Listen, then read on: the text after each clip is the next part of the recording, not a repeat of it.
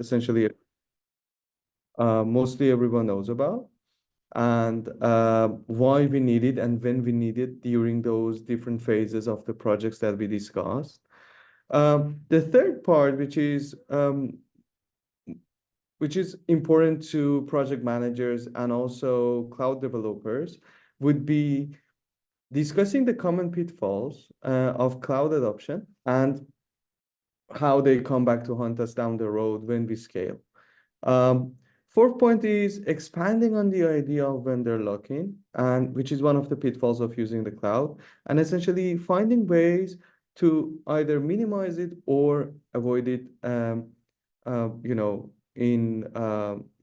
it totally. And then at the fifth point, we are going to talk about the different ways that we can do to optimize the infrastructure that we are using from the cloud and how to minimize our cost.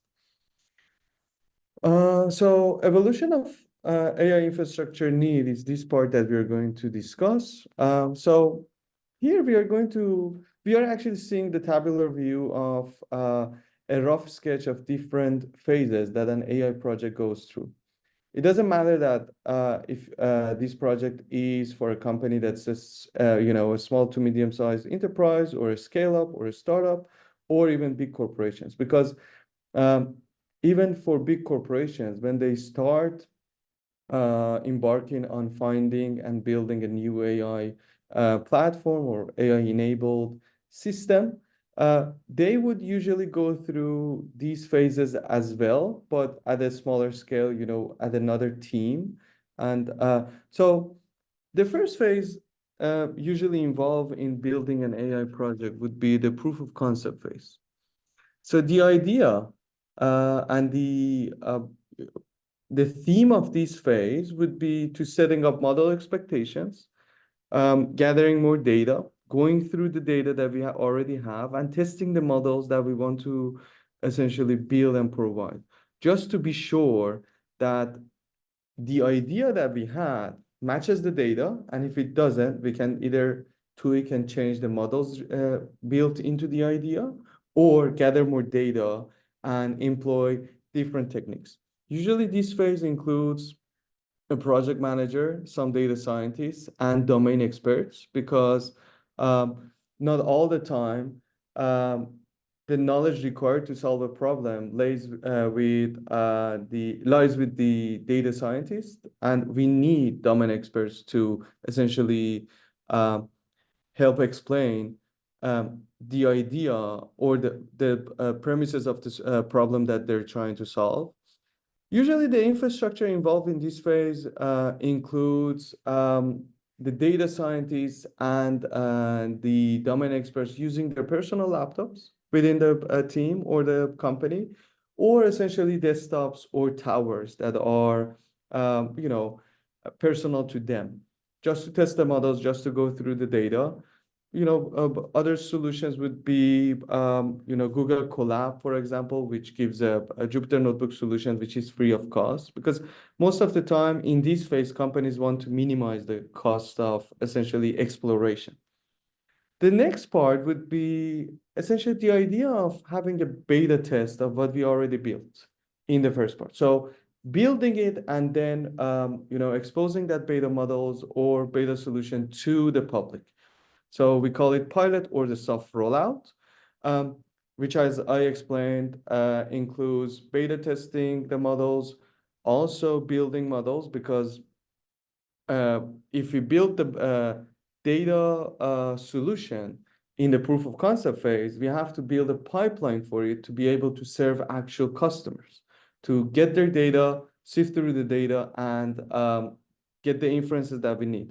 And this pipeline requires DevOps and DataOps teams. And the infrastructure used by these DevOps or DataOps teams can be, in limited sense, a local on-premise, more than the desktop, but a beefy server or a tower workstation, and can also go into using cloud solutions, because the DataOps and the DevOps team want to essentially build their models and build the pipeline on the cloud and the final solution that the company wants to deliver to the clients. The last phase would be naturally the public rollout phase, which provides the same data ops or the data pipeline built into the built during the soft rollout phase, and it scales that up for the public audience and the general audience. So now that essentially the models are ready, the pipeline is ready, the data ops and the DevOps team would get heavy into building and fine-tuning the solution for the cloud infrastructure to meet with the quality of service agreements and the requirements that the team requires. For example, if this is a LLM model, the return time for any request needs to be behind or below a certain threshold. And a time duration. So achieving that requires using solutions from these cloud providers that are both costly, but helps to essentially retain and keep the customers happy. So generally, these are the three phases that we go through. There might be different phases. They can be also cyclical. In this chart, you can see that these phases can be cyclical, because after you even do a general rollout, you might find out that, okay, there is another or a better idea, a better model. So to test it, you wouldn't just go and plug the new model into the already running pipeline that is being used by customers. You would go through a proof of concept phase, a testing on or beta testing phase, which includes a soft rollout, and then the general audience would get the last update. So each of these phases also have their different challenges.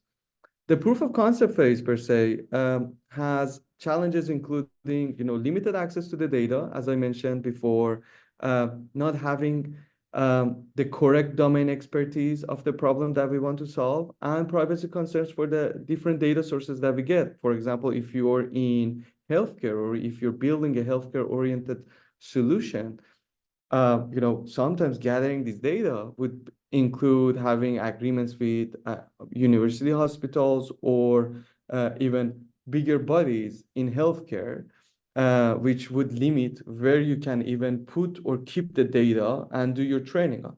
So sometimes you're not really able to send your data to enterprise cloud providers. So these are the challenges that are included in the proof of concept. In the soft rollout phase, because we are really concerned with building the data pipeline, we would need AI skills, IT skills, and essentially cloud expertise if you are going to cloud. And if you want to essentially build it on your own premises, because of whatever reason, you might have to also look into the cost of both the upfront cost of buying the infrastructure and the upkeep of the infrastructure. The issues or the challenges involved in the general rollout phase also includes, surprisingly high costs, because this is around the time that if you're using free credits, your free credits would run out. On-premise solutions might be limited in scaling. So if you're stuck with on-premise solutions, meaning you're hosting all the pipeline in a tower, in a workstation, at your office, scaling that up would not sometimes be feasible due to space or personal issues. And, sometimes even figuring out the right infrastructure from cloud providers might be challenging, because you need the right person to meet and build the pipelines or the data solution to essentially comply with your quality of service agreements that you intend to build into your application. So these are the general challenges. So we go to the next part of the presentation where we talk about what is cloud, but less about what is cloud, because nowadays, cloud's been around like 10, 20 years and everybody has dabbled in it and used a bit of cloud. And then why and when it makes sense to use it in different projects that we have and AI projects. So we are going to look at an article published by Forbes that gives you 5 different reasons when they surveyed cloud users and companies of why they actually ended up adopting AI cloud infrastructure rather than essentially building their own in-house, solutions, servers, and workstations. So the first reason that people pointed out was that cloud offers better solutions for big data kind of problems and challenges.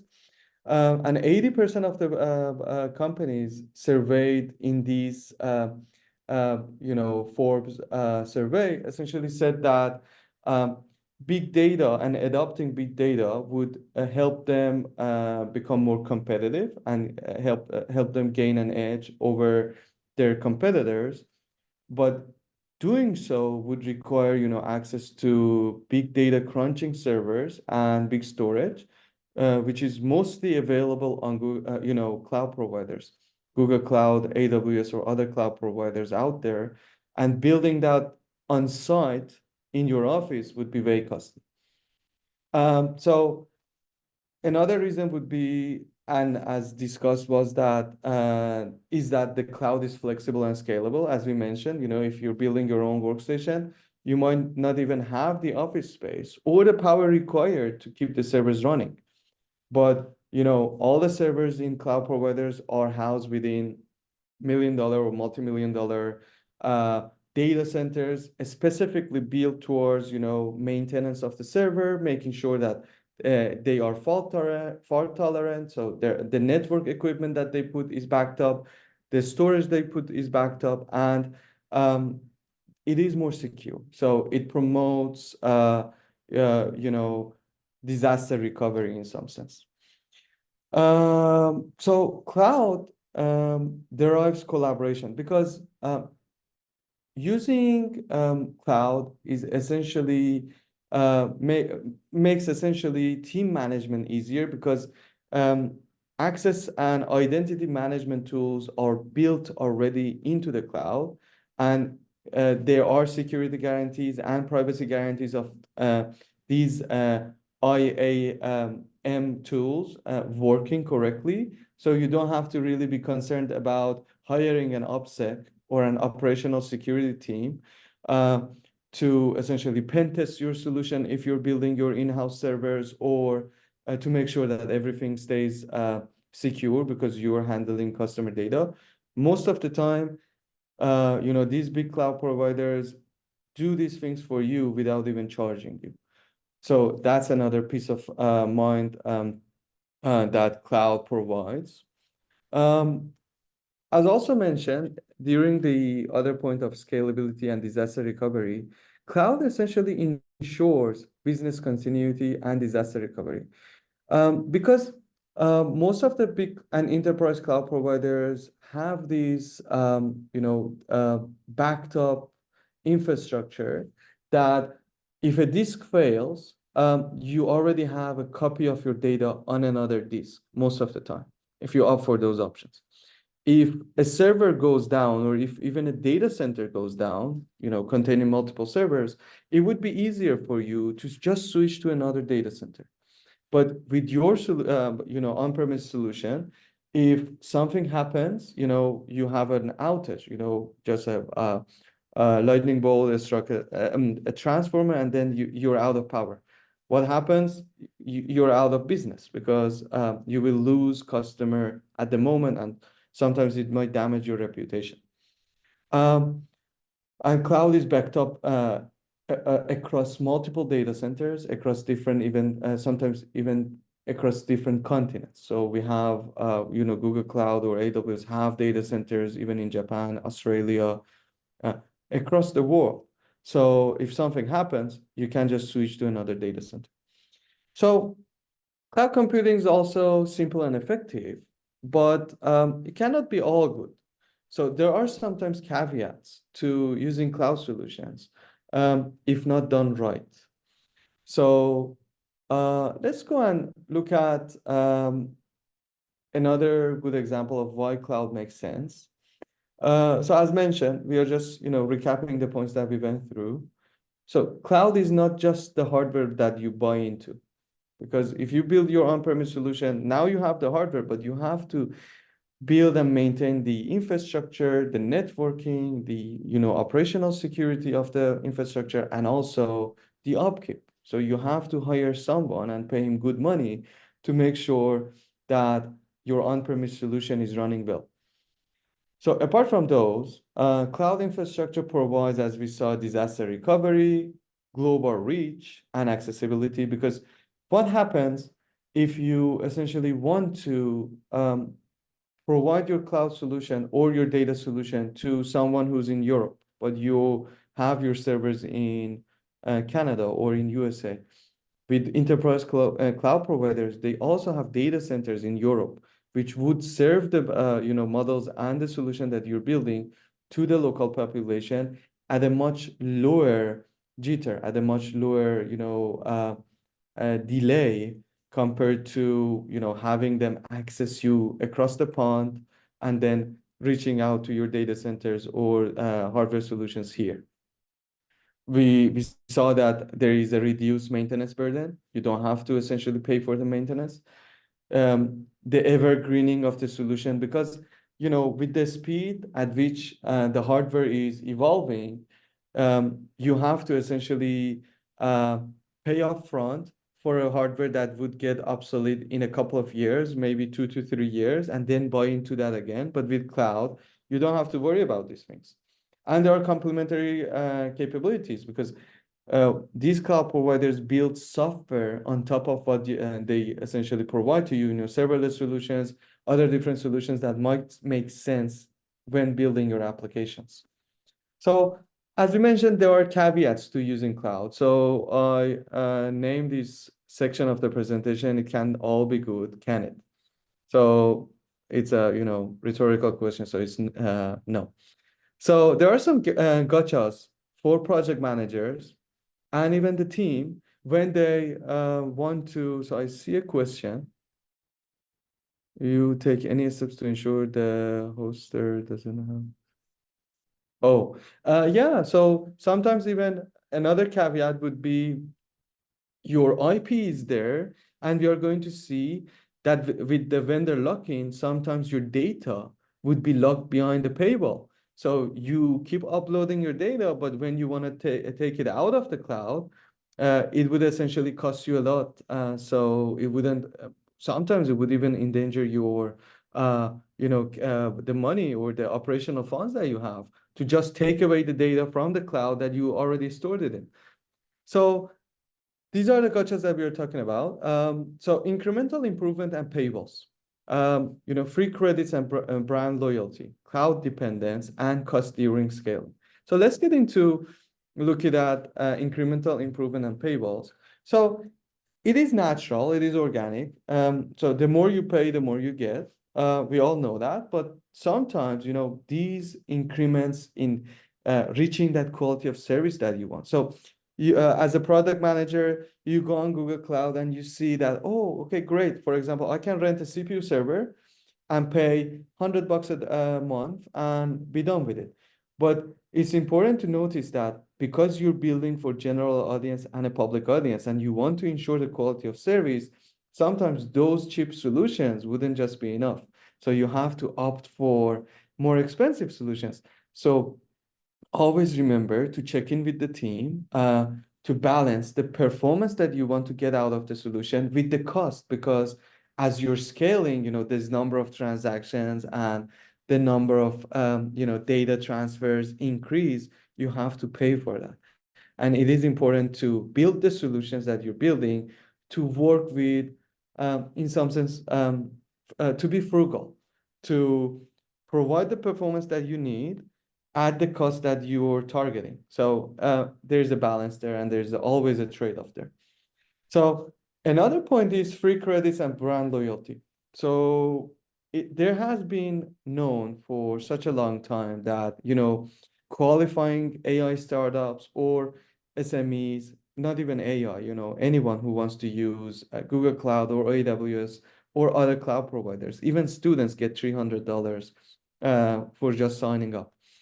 So these companies get, hundreds of thousands of dollars essentially provided to them as a free credit base to essentially have you buy into and essentially build on either of these solutions. So I'm just calling Google Cloud or AWS, but there are countless other server providers that provide free credits. But it's important to notice that most of the time the duration of these free credits end after a year or two. And that's conveniently the time that you're going into the general or the public phase, or you're already in it. So you build your models for free, you do your proof of concept for free, you do or the company does their free soft rollout phase and the beta test. But when they want to get into making money out of it, suddenly the free credits run out. And if the developers and the data ops or even the PM didn't have this frugality mindset, didn't have this trade-off, balancing between cost and performance, you would wind up with a bill that, sometimes is really tough to pay, and which would essentially endanger your company, because you either have to pay or you have to move, which would be costly.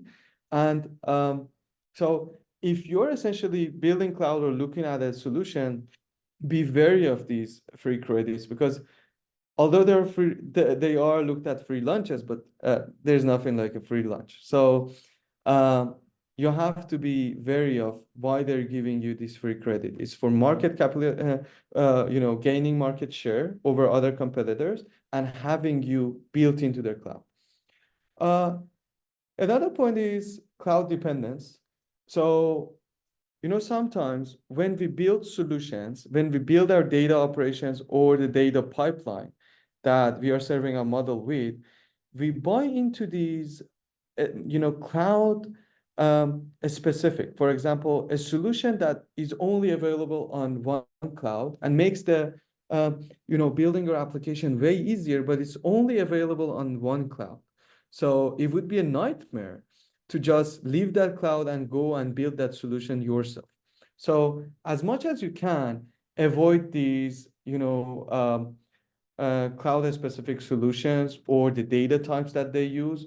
Sometimes, cloud providers even put data formats that are specific to them. So if you save and store your data with the format that they provide, it would be impossible without converting it to essentially move that data to another cloud storage solution, because you don't have the tools to essentially sift through that data or read the format.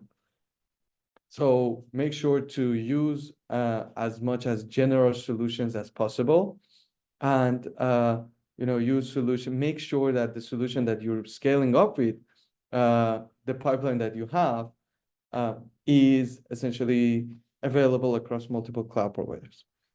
And cost during scaling. So another point is that if you look at the pipeline and the solution, we talked about the flywheel. We said that it's cyclical. So given that it's cyclical, if you want to improve on the solution that you already built, you wouldn't essentially deploy that model on the same hardware or the same solution, meaning virtual machines, those kind of, every solution that you got from these cloud providers, you wouldn't essentially run that on the same host or the same VM. So to build your tests and your development, you would need to, most of the time, separate your development and your deployment hardware. Given the fact that you have to sometimes it's not always one-to-one, so they don't need to parallel each other, because one is meant for deployment and the other is meant for just a test and development, but it is costly. So have that in mind, that you have also you have to also build a development test bed with the cloud solution. So there's cost in it, and you have to pay for that. So let's delve deeper into the idea of vendor lock-in. So here we named the section vendor lock-in is real, which is sometimes, a problem down the road. So at the first deploying and building and using those free credits, you wouldn't really feel it, but at the moment or at the instance that you want to essentially move clouds, you see that, oh no, my data is locked behind the paywall. I'm using solutions that are cloud specific to just this provider, and moving would essentially mean or incur a higher cost than you expected, taking the data and deploying somewhere else. It doesn't really work like that. So that's the idea of vendor locking, which makes switching providers substantially harder. And vendor locking equals lost opportunity, because think of the different cloud providers that are available now. Um, you know, um, for example, there is all the enterprise cloud providers, and there are a smaller scale, specific cloud providers which excel in some areas, more affordable, better service, but don't have that wide range of services and operational opportunities that you can get from bigger cloud providers. But think of the way, think of down the way, 5 years from now, of what solution would be available publicly at a cheaper cost at these smaller scale cloud providers, and what you're missing out not being able to go multi-cloud and build across different cloud providers. So you wouldn't necessarily be able to build the same solution that you're building on these enterprise cloud providers, on the smaller scale cloud providers, which are most of the time more affordable. But what you would be able to do is that you would be able to build a multi-cloud solution, which to target better cost or better service, you would keep your pipeline across two different cloud providers. I'm not saying cloud, data centers. I'm just saying, maybe using Google Cloud, AWS, and a smaller cloud provider which excels in some area. So this article is from Cast AI and talks about how to break free from such cloud vendors. So to break free would be hard. So you have to have that mentality from the building phase, because before even using a certain cloud provider, just take the time, do the research, ask the team. If you don't have the time, ask the team, assign people to go and read through all the documents that this cloud provider has, the service level agreements, the terms of service, uh, and the cost. Sometimes there is a fee, like an entitled egress fee, which means, for ingress, for input, they don't charge you, but for output, for reading the data or taking it away, they will charge you sometimes a minimal fee. You would see it's just, oh, that's 10 cents, or that's, even less than that. That's 1 cent per gigabyte. So at the beginning, you wouldn't really mind that. But when you go and build your public cloud and build your public solution, you have 1,000 customers, every day committing and reading or egressing, in some sense, a terabyte a day. And that would essentially amount, or 10 terabytes a day, or 100 terabytes a day, hopefully, because you want to be successful and you want to achieve that. So it's important to know those gotchas in their SLAs and terms of service. And ask your team to be frugal, because most of the time when a developer sees free credits, they see, okay, I have $100,000 for 2 years. Let's sometimes even the mentality would be just to let's burn through it. Let's get the best solution, because I want to essentially make my product manager happy. And I want a solution that if it takes 10 hours on a cheaper solution, I want to do it in 2 hours, because that way I would prove to my team that I'm working faster, that I'm being more productive. It is important not to encourage that, and to essentially have that frugality mindset built into the team and encouraged in some sense. So another point would be, from the get-go, to use solutions that are portable. So use software, use different data operation practices, and adopt the best practices in having, solutions that are portable. Sometimes these include using open source and free software. Read the essentially user agreement, read the licensing. Is it, for example, Apache 2? Is it GPL3? So it's important to know the licensing of the software that you're using and the technology that you're building upon. So sometimes containerization is the term that is used a lot of the times. indicating that the software built would be able to move across different solutions and hardware solutions without because they are built as a package, so it is easier to move. So have that essentially adopted by the team and ask the team to essentially look at those solutions for you. Avoid data lock-ins. We went to this point a lot during this presentation, so I would just skip it. But it's the idea of that egress fee, the fee that you have to be charged when you want to take over your data. And there was a question during the presentation about, the lock-in and the IP, owning your data, owning your IP. Sometimes you own it, but you have to pay for it to get it out. So make sure that you don't get stuck in there. So go multi-cloud or hybrid. We talked about this as well. The lost opportunity point is that, from the beginning, if you see that there are better solutions, so, a big cloud enterprise provider or big enterprise cloud provider has a solution that essentially covers everything. But it's not uh, always the case that it is the best solution or the cheapest solution. So encourage your team from the beginning to look at different options, and if they can, and the quality of service and the technical aspect allows it, to build across multiple cloud providers. I don't mean data centers, cloud providers, to get that cost right, to essentially avoid the lock-in. So let's look at some tips. So these are general tips, if you may, that we essentially would like to see when to be adopted during the progress and during the building of the AI project.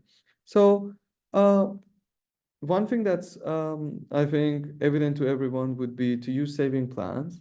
So if you look at different cloud providers, they have different price charts. So that's why it's important to read the documents and go and do your homework in some sense on essentially researching the different providers. So for example, sometimes cloud providers provide these continued use discounts or essentially deals that would require you to sign up for a year, but that deal would provide you with 20 or 30% discount over going month to month or hour to hour. Another point would be to use reserved instance. That was the point of reserved instances. Another point would be to use a spot instances. So if the quality of service and if the technical aspect of the project allows it, sometimes cloud providers like Google or AWS or Azure provide these instances that are lower priority. So you would have access to a GPU or you would have access to a cloud hardware. But if a higher priority, if a higher paying client comes along and at that moment they need that instance, you would be essentially offboarded and that instance would be provided to the higher paying client. But these instances are good for, as we saw, with the flywheel, with the different pipelines for development and deployment, these instances might make sense for your development because we don't need to be 24/7 or we don't really have to worry about getting evicted because you would get access again, but you're paying way less. So read into those options, right size your instances. So as we mentioned, sometimes for the sake of performance, the developer or the team would essentially choose solutions that they're bulky, they have very good performance, and in the marginal cases, for example, in the event or in the case that you have 100 customers accessing the solution or the model that you have at the same time, it would make sense, but you wouldn't necessarily have that many essentially customers at the same time during the whole day. For example, at the night, you don't have that. So if you go and buy, a VM or, configure a VM, it is important to have that in mind that, okay, I want to right size it for the right time. Maybe I can spin up more solutions during the time that I need. And that's why, scaling up and down your resources, using, lean resources during the, operation times that there are not that many customers, and scaling that up to a higher performance, essentially, resource when there are customers around, during the day. For example, if you're a bank and you're building a solution that reads a check and deposits it into your account, um, you know, it would make sense that this solution, if this is ATM based, to be operational during the time that people use it, or it would get higher load during the day, and then after business hours, there might be customers, but there might be fewer number of customers. So it's just scale that down and to build solutions and use solutions that does that scaling up and down automatically for you. Okay, so I spend a lot of time on that, but let's get into the rest of the presentation. So continuing on the topic of, these optimization tips and tools, do regular reviews and adjustments. If you have built a solution, um, at the first of the, for example, first iteration of the public rollout, sometimes during the development, you might find better solutions, but the data ops teams and the data pipeline team might not necessarily change the pipeline, although the models that you build this time are better performing and taking up less space. So every update that you do to the software, make sure that the hardware matches it, and make sure that you don't pay extra for something that someone forgot to turn off. For example, um, the development team or the deployment team, they spun up a VM, just a CPU VM that's $200 a month, and they just forgot about it. They didn't turn it off for a whole month, and that's extra charge on you, and that would into your bottom line. So make sure to do these, reviews regularly, a week or every bi-weekly or monthly. Do and use tagging, tools, and review the budget that you set for different teams. With free credits or with even your own money, your credit card attached to these cloud providers, it is sometimes the case that you would be able to set a specific amounts that each team can use, and they can also use over that. But for example, you can set a limit of going 10% over the $1,000 that I mentioned for this team or for this project.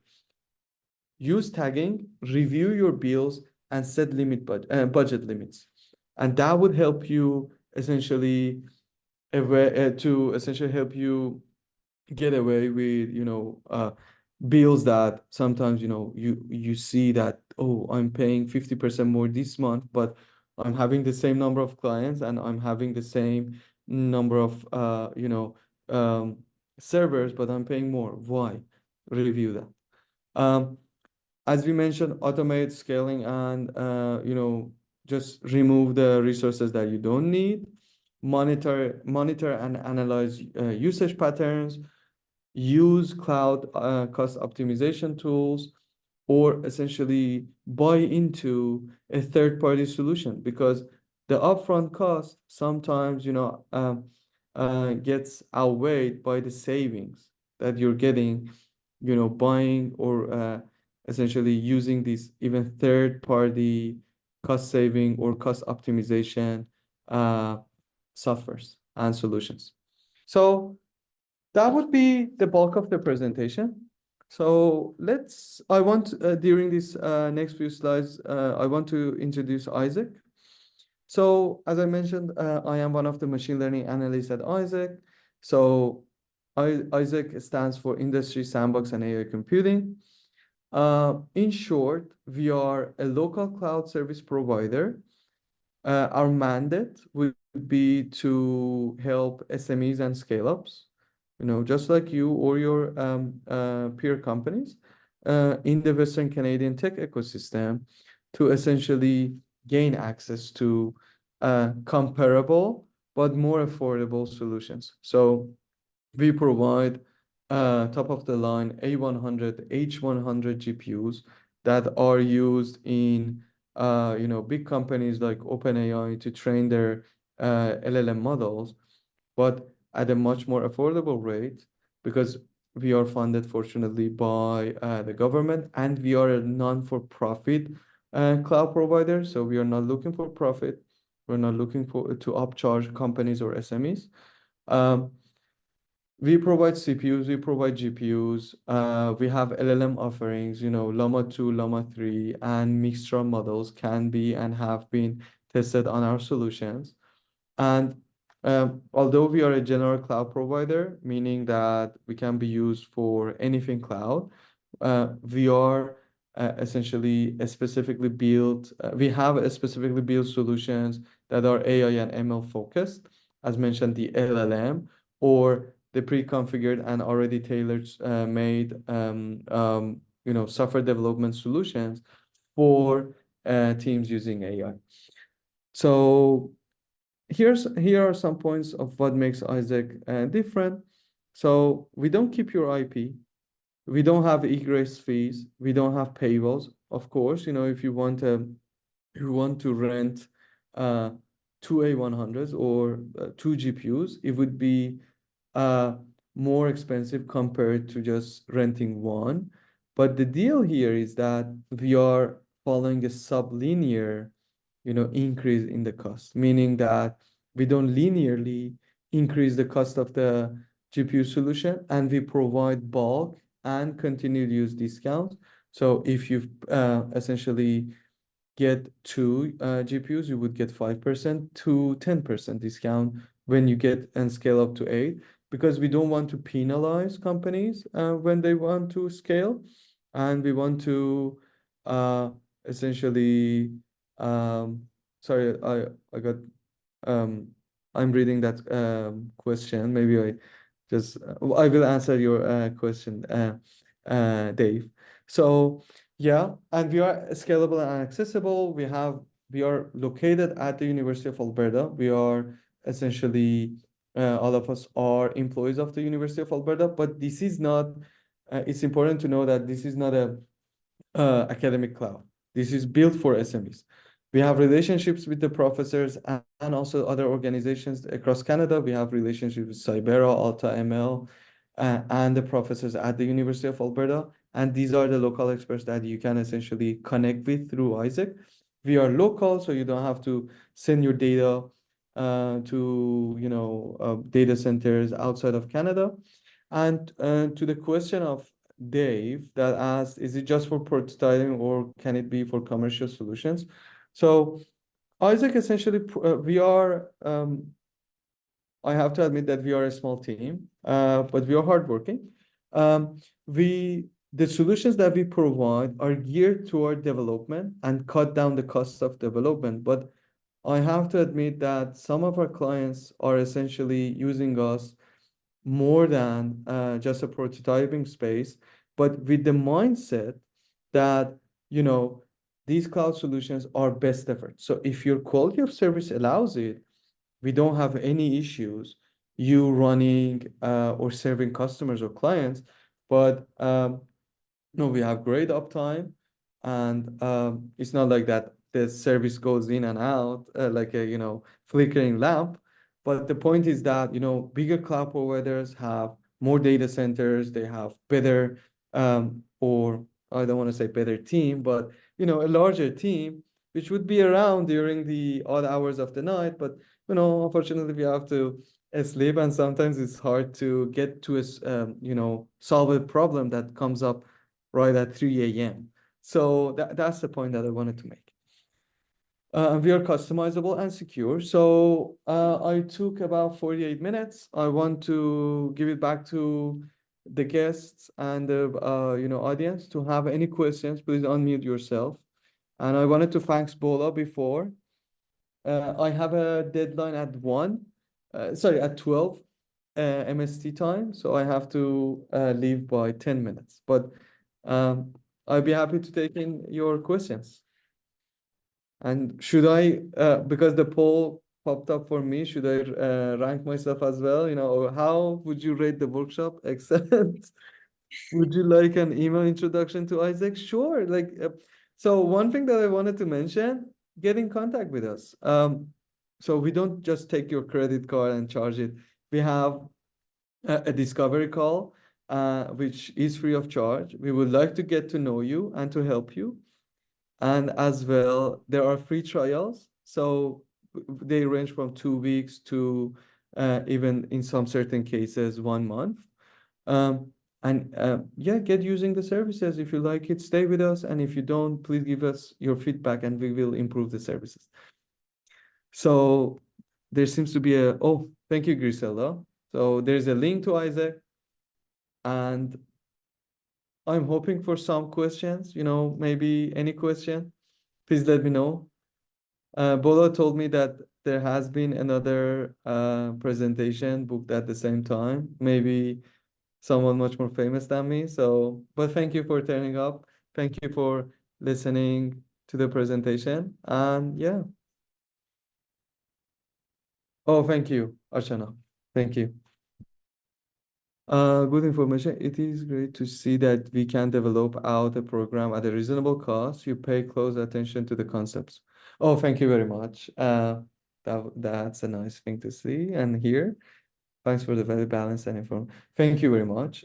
So this is the expertise that we are proud to provide to SMEs and clients across the Canada and the Western Canadian ecosystem. As I mentioned, we are non-for-profit. We are not here to make a buck. Our goal is to become self-sustainable and to build these solutions to the team. Do you have a link for your privacy or NDA? Thank you. So we do that case by case. So we have the documents ready. So that's the feedback also to put it on the website. We are building out the website and revamping it. So in the next iteration, we will build into that. But if you're interested in knowing our privacy, we would sign NDAs, and we have done so with different teams. So in that case, also, just get in contact with us. We can just there's no harm in booking a 15-minute to 20-minute online chat, and we would be happy to do so, to look at your privacy requirements, to look at the non-disclosure agreements that you are interested in, and sign it. So yeah, so we are I wanted to mention that we are Griselda put out the link there, the privacy policy. So maybe I missed the point that we have it already on the website. So you see my email there as well. So hajihass@ualberta.ca.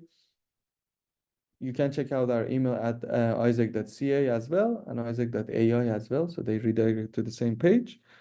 And yeah, get in contact, and you have there the privacy policy. And thank you everyone for the question and the comments. And Bola, thank you for being the host.